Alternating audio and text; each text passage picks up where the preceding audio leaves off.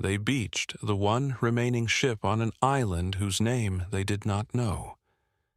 For 2 days the men did not move.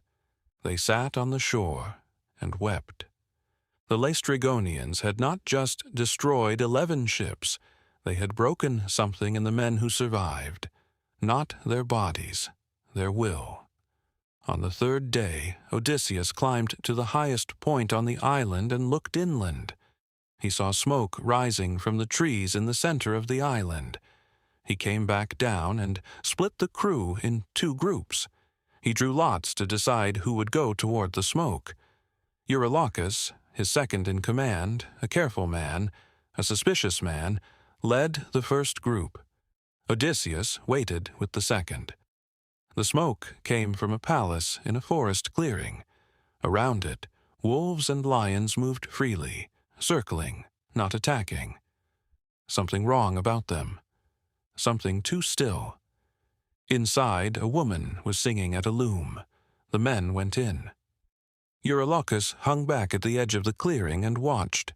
The woman, Circe, goddess, daughter of the sun god Helios, gave the men food and wine.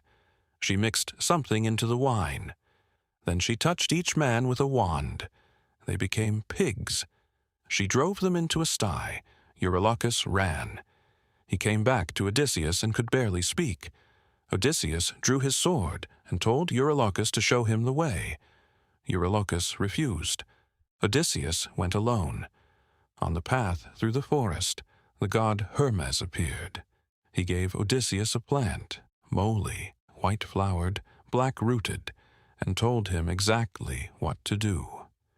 When she touches you with the wand, draw your sword. Rush at her. Make her swear by the gods she means you no harm. Odysseus walked into the palace. Circe mixed the wine. The magic failed. He drew his sword. She swore. She turned his men back into men.